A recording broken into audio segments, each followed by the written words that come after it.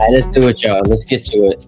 Tad Butler here on this Tuesday night. I spoke to y'all last night. Yo, shout out to all the people who pulled up on the stream prior to me going on the radio show. It was great to talk to you guys after I had just gotten home from the garden, hustling to get back. It was crazy because the same thing happened last year, game 1, conference finals against the Pacers. I'm driving home thinking, okay, cool. I can just like listen to it on the radio. But once Atlanta started making what no longer felt like a fake comeback, it was a real comeback. I had to actually pull over to the side of the road and finish watching the game. Then we hit a timeout after there was a timeout with like 2 minutes left to go in the game. So I'm like, I bet. And we try to make some more progress getting home. Once again, pull over. And then that's when all the madness ensued. I hopped on here on the stream. So shout out to all of you guys for pulling up on your boy. And then we got it popping on the radio till 1 a.m. Hit me up in the comments. I want to hear from the Knicks fans today. Ty D. Butler, you guys know the deal. Y'all know how we get it popping. At Ty D. Butler on Twitter and on Instagram. Subscribe to the YouTube channel. I want to take the temperature of the Knicks fan base. We've got about 10-15 minutes before Sixers Celtics. So this is going to be a short stream. Just wanted to pop on and talk to the Knicks fans. My eyes are heavy just because your allergy season is like kicking me in the ass. So bear with me. Look, I want to reiterate something I said last night. And it is quite simply, I'm not all that concerned about this series. The Knicks should still win it. Knicks in 5 series prediction still very much alive. Do I feel as good about it as I did 24 hours ago? Nah, of course not. Because that was a gut-wrenching loss, and it gave an Atlanta Hawks team that is inferior to you more confidence as they head home, where they are now, according to Vegas, 1.5-point favorites. 1.5-point favorites on Thursday night. So you get a couple of days in between, and that's what really stinks. If you're a Knicks fan, you wish the game was tonight. You want to eradicate that, like, just ill feeling, nausea that you're experiencing because of how just gut wrenching, demoralizing that game was. You had it. It was right there, and they took it from you. And my biggest takeaway, and it was something that I talked about last night. I understand people want to focus on Mike Brown and his substitution patterns. Very valid. Jalen Brunson getting cooked on defense time and time again. And then it felt like he wanted to atone for that by going one-on-one. That just simply can't happen. Like, he's too good of a player, too mature of a basketball leader for that to ever like be the priority in a playoff game. So that can't happen. People want to focus on a bunch of other things, the lack of bench production. Deuce McBride and Landry Shamet didn't give you much. My biggest takeaway, y'all, Mikal Bridges and OG Anunoby. And maybe at times we make too much of our commentary about salaries. Like, we're just putting numbers on guys. And maybe it's just, you feel dirty doing it. It's like, yo, like, there's more value to a player than just the amount of money he's making. But it's pro sports. Like, that is always going to be tied and associated with you. So when I look at the fact that OG Anunoby got paid $212 million from the Knicks, he's making 40 M's this year. Mikal Bridges, who y'all traded 5 first-round picks for, in 5 years, he's going to be making $41 million. He signed a contract, largest guarantee on the team, $133 million. So I've got $127 with OG, $133 with Mikal Bridges, and none of y'all could stop CJ McCollum last night. Y'all just allowed him to comfortably go at Jalen Brunson, and we know Jalen's a minus defender. We know that. It's one of the reasons why whenever there was like skepticism about the Knicks and their ability to have the defense sustain itself, it was at one point it was like a top 3 defense in the NBA. And there was a lot of skepticism. Like, is this like a facade? Are we watching a Knicks team that under Mike Brown has turned a corner defensively? Because they do have some excellent defensive personnel. And the lineup, that bench lineup, great defensively. OG, Mitch, Deuce, Alvarado, Shaman. 5 of the guys great defensively. In addition to Josh Hart, awesome defender. And then 2 supposed elite defenders in Bridges and OG. And I say supposed not because I don't think that they are at their ceiling really good on that end to great. I think OG is a great defender. I think Mikal Bridges is really good. But fam, CJ is dogging y'all. He scored 32 points last night. And one of the shots, what to give the Knicks, or I'm sorry, to give the Hawks the lead, a 2-point lead with, I want to say it was 33 seconds left to go in the game. So they maximized the two for one potential. He hits that step back. It was a nasty move he put on OG. OG still got up a good contest. Step back on the left-hand corner to give the Hawks a lead.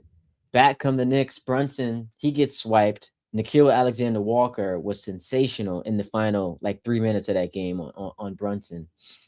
And then Jalen Johnson gets the breakaway dunk on the other end to put him up 4.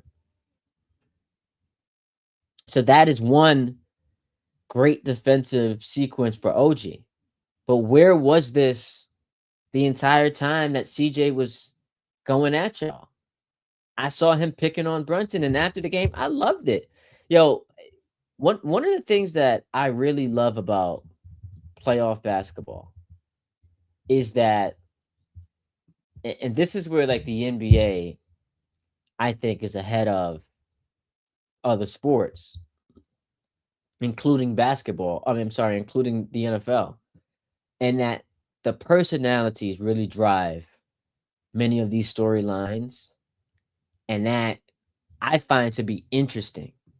So when CJ last night is just blunt about what the game plan was, and if you're Brunson, you should take it personally.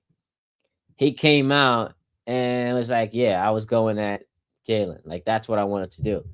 So the question was, it looked like you were maybe intentionally, maybe not, but that matchup against Jalen, did you like what you had in those one-on-one scenarios? What you think? CJ says. Uh, Question is yeah, and then CJ says yeah, and so I love that. It's not all that dissimilar from um, Jaden McDaniels last night, who kept, and this is not a Nick point, but he kept it a stack. He's like go at Jokic, Jamal, all the bad defenders, Tim Hardaway, Cam Johnson, Eric Gordon, their whole team. They're all bad defenders. Yeah, they're all bad defenders. I like this type of spicy energy because like you sometimes like get too much of the cliches. These guys have done classes on how to media preparation. So when you get this type of like raw emotion after a game, he's clearly feeling good. They stole that when they were down 19 in Denver. And he was feeling himself. I love that. I love what CJ said last night after this, and he's got every right to. Knick fans were going at him. He got into a little scuffle with Jose Alvarado in the third quarter. Third quarter, right? Was this the third quarter? Or maybe it was either the second or the third quarter. And Knick fans went from F Trae Young to F CJ.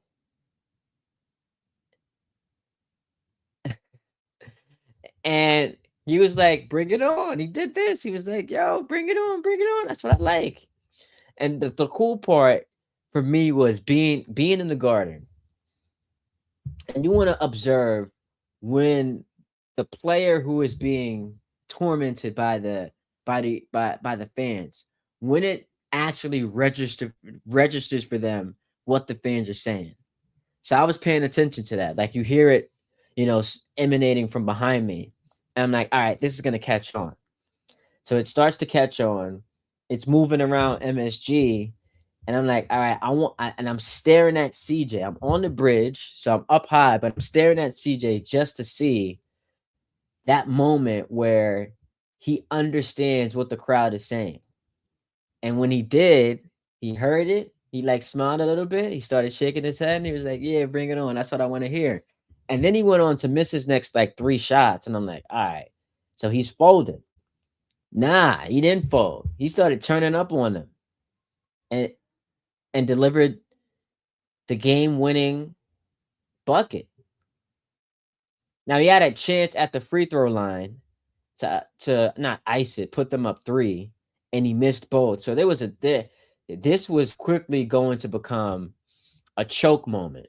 Like the Reggie Miller, like it was the reverse Reggie Miller, reverse Tyrese Halliburton, where it's like, bruh, you brought them back. You were down 12, gave them the lead. You're up 4. Now Brunson comes back and gets a wide open 3, hits it. You get fouled. You got 2 shots at the free throw line. We didn't know this at the time. They're out of timeouts, and you both free throws. That was going to be like really, really tough for CJ. Spoil you what was an incredible game for him, where he was, and it wasn't even close, the best player on the floor. The best player on the floor. But because of, and this is a shout out, I want to pull it up. Nickeil Alexander Walker, like the job that he did on the final possession of the game. The final possession of the game. The job he does on the final possession of the game is incredible. So here we go. And follow at the bottom of your screen, Nickeil Walker Alexander, how he finds almost guaranteed here. And he missed both. So here's Brunson. And Walker's no like, call. Get it up nah, for Bridges. you're not getting Put this it up shot. for the win. And he missed it. That's excellent recognition, defense, awareness. It's a scramble drill. No timeout call. Get it up for Bridges. Put And it if up you're for a the win. young team, inexperienced, you're a young team inexperienced like that. And look, they've got some veterans, obviously. CJ's been to a conference finals. Gabe Vincent coming off their bench as a champion.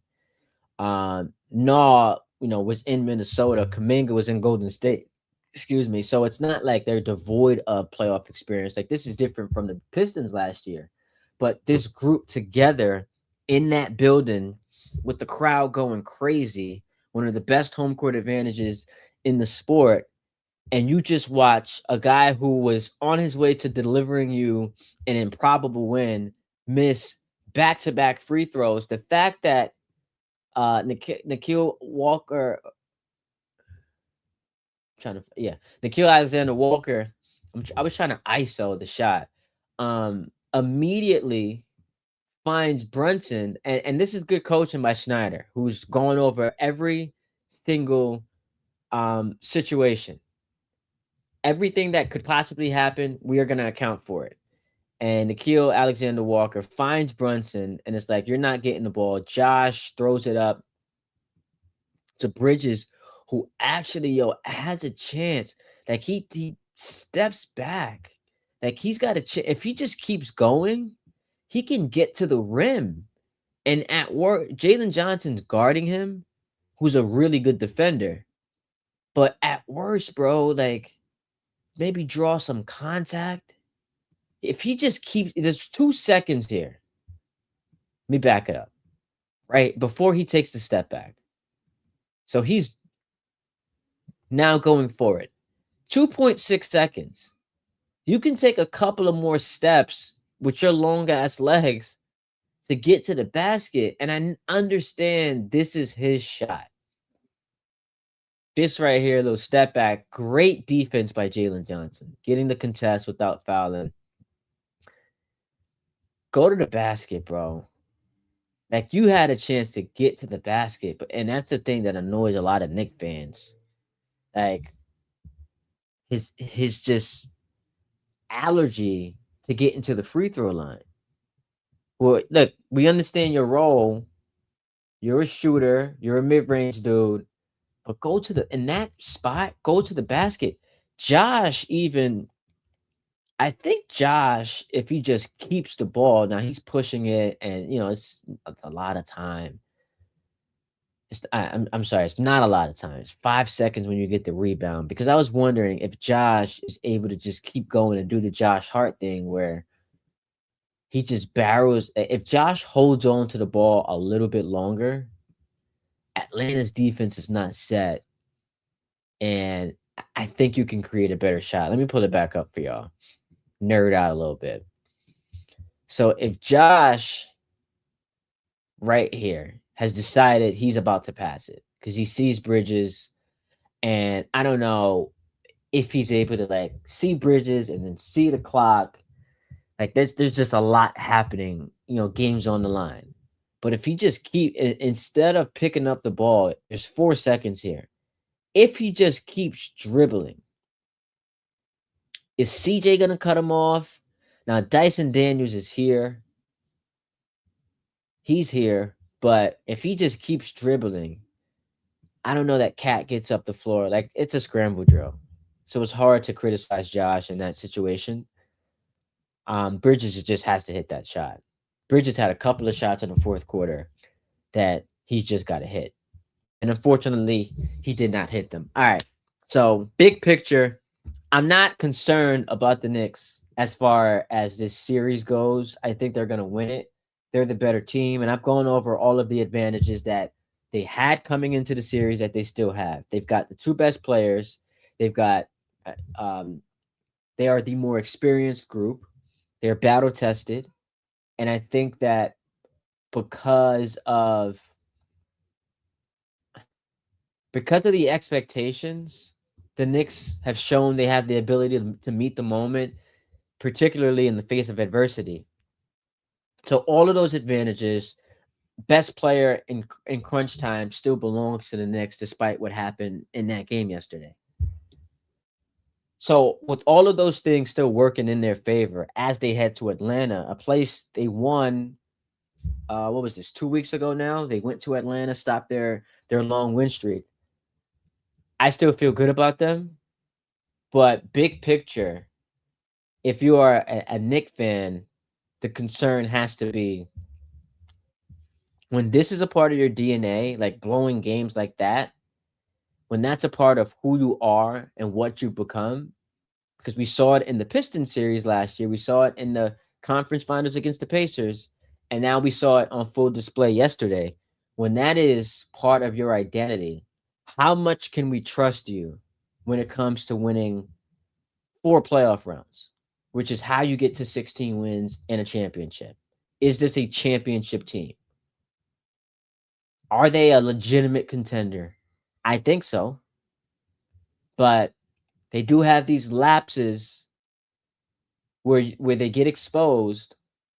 And I don't know if it's that they're taking teams too lightly. Like last year, this was not going to happen against the Celtics.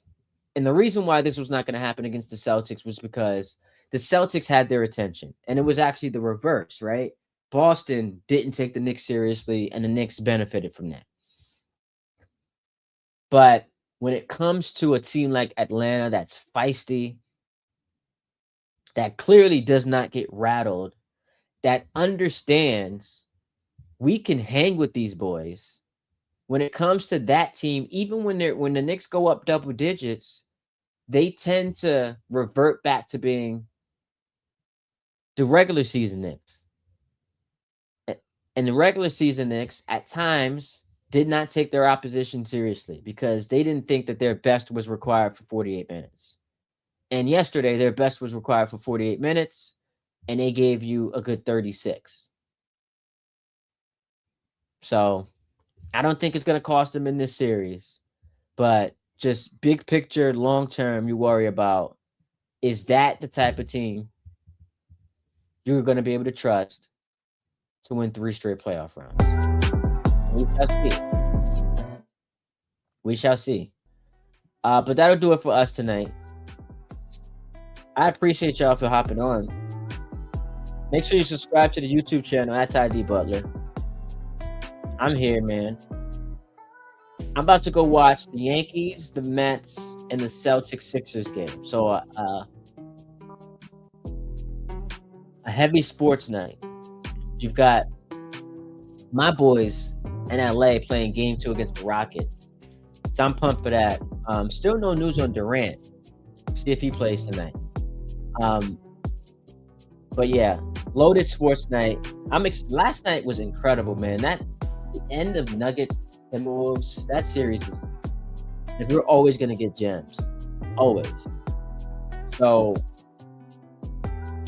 a ton of basketball tonight. And got the locals in baseball. So that's what I'm about to get into. Ty D Butler, hit me up. Instagram, Twitter. We'll be back tomorrow. Break it all down. We've got the NFL draft in 2 days, y'all. NFL draft in 2 days. It's lit, man. My Jets got 2-16. The Giants have 5-10. What are the Titans going to do at 4? They take Jeremiah Love. Kansas City at 9. Very interesting. Arizona, do they move out of 3? Draft is going to be lit, so I'm looking forward to it. All right, holla at your boy. I'll talk to y'all later. Deuces.